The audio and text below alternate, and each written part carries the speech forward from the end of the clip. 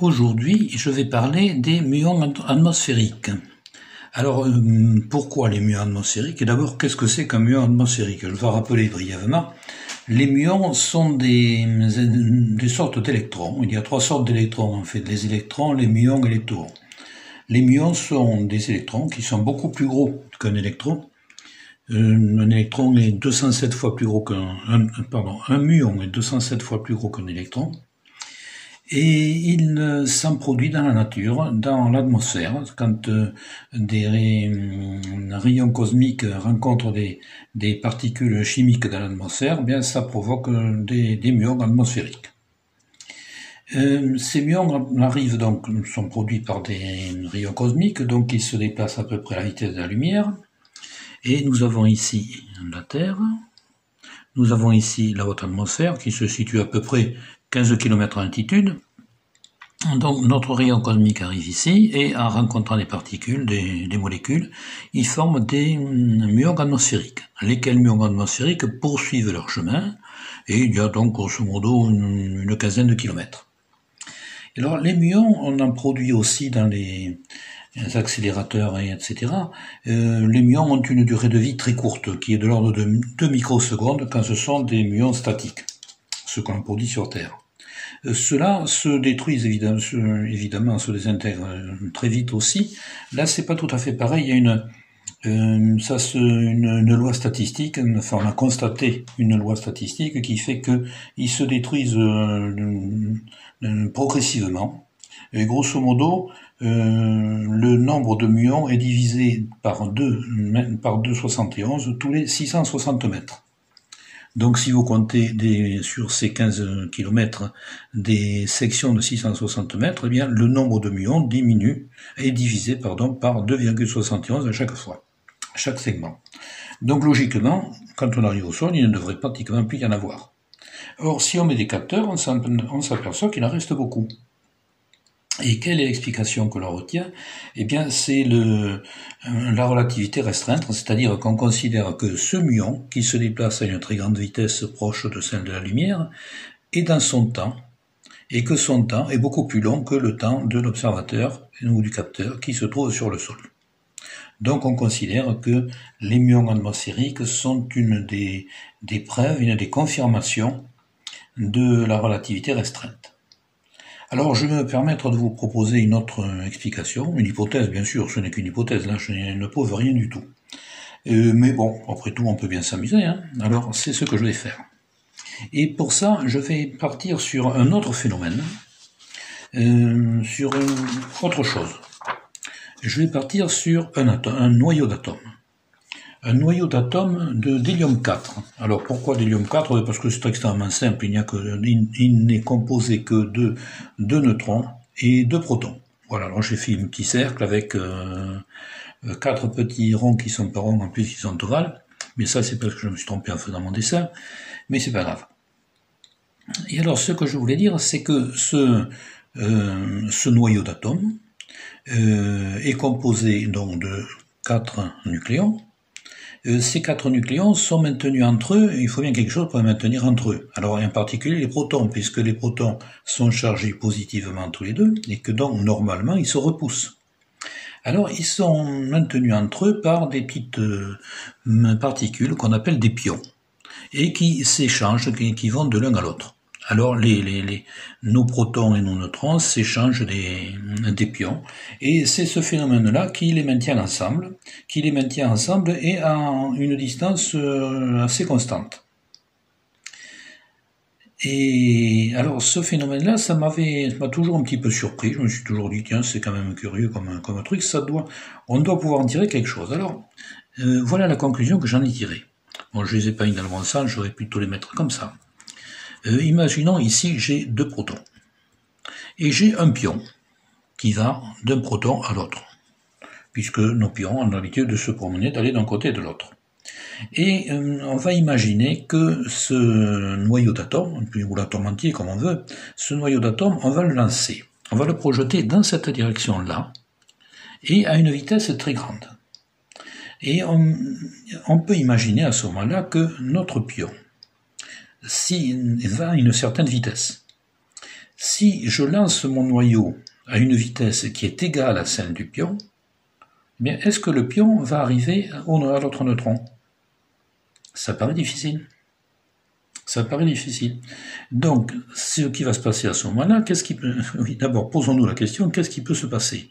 Eh bien, puisque ce pion qui se déplace, enfin, et les autres, ses congénères, de ces pions qui se déplacent, assurent la cohésion du noyau d'atomes, à partir du moment où ils ne peuvent plus se déplacer, ou du moins où ils ne peuvent plus atteindre leur but, mais on peut imaginer que le noyau d'atomes va se désintégrer.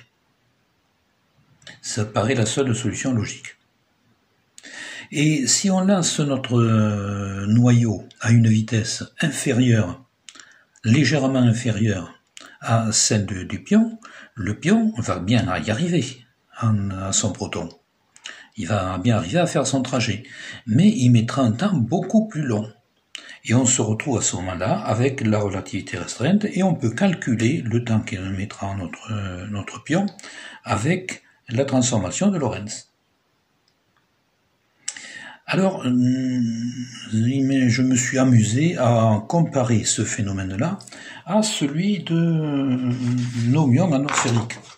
Parce que les muons atmosphériques qui sont créés ici et qui vont vers le sol sont composés d'un certain nombre de choses, puisqu'ils se désintègrent, c'est donc qu'il y a plusieurs choses entre elles, et qui sont reliées par quelque chose qui les retient. Alors je ne sais pas si ce sont des pions, je ne sais pas qu'est-ce qui se passe, mais ce qui se passe, c'est qu'au bout d'un certain temps, cette force qui les retient disparaît. Et le muon, donc, se désintègre. Exactement comme on peut imaginer que notre noyau d'hélium 4 se désintégrerait à partir d'un certain moment. Et ce qui se passe avec les muons atmosphériques, c'est que quand on fait nos petits calculs entre les vitesses, la vitesse du muon, le temps qui passe, etc., eh bien, ça se confirme complètement la relativité restreinte. C'est-à-dire qu'en fait, le calcul obéit tout simplement à la transformation de Lorentz. Mais on vient de voir ici que c'est exactement la même chose. Si mon noyau d'hélium 4 se déplaçait à la même vitesse que le muon, il subirait la même chose que le muon. Si il finirait par se désintégrer éventuellement, et les calculs de temps, du temps qui mettrait à se désintégrer, etc., sont toujours régis, gérés par la transformation de Lorentz. On se retrouve toujours avec le même système. Voilà, c'était une hypothèse qui me paraît assez sympathique, mais qui est à ce moment-là un petit peu différente de ce qui se disait. Alors c'est différent, oui et non, parce qu'il y a quand même une ressemblance. Dans le premier exemple, on disait que le muon était dans son temps. Mais dans ce que je viens de dire, c'est un petit peu la même chose. Notre atome, il est dans son temps bien sûr, mais son fonctionnement se trouve ralenti par la vitesse qu'on lui a imposée, qu'on lui a affectée, et le temps n'est plus le même. Donc effectivement, on peut dire qu'il est dans son temps, mais avec une explication différente de la première.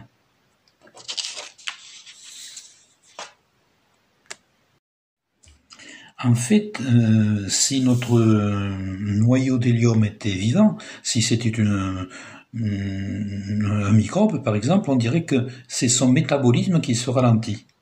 Et là, on se trouve avec le même phénomène. C'est le fonctionnement interne de l'atome qui se ralentirait, si cette hypothèse se vérifiait, en fonction de la vitesse infligée à notre noyau d'atome. Et je vais faire un autre rapprochement, qui est aussi un petit peu osé, mais bon, pourquoi pas, hein, on peut tout se permettre, il n'y a pas de problème.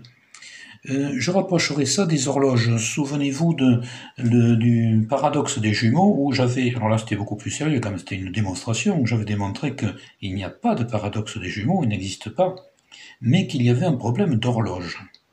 Et à ce moment-là, j'avais fait une hypothèse sur le fonctionnement des horloges qui se trouvent modifiées par la vitesse qu'on leur implique.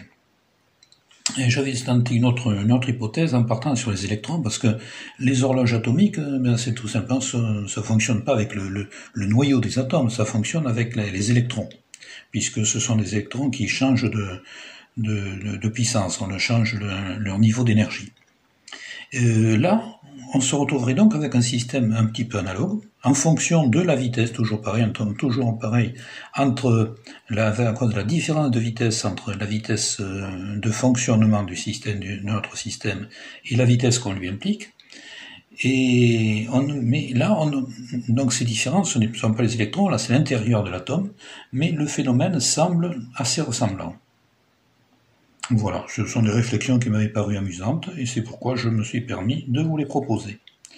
J'en ai encore d'autres comme ça, toujours aussi iconoclastes, alors elles valent ce qu'elles valent, on en pense ce qu'on veut, mais j'ai l'intention de vous les proposer quand même.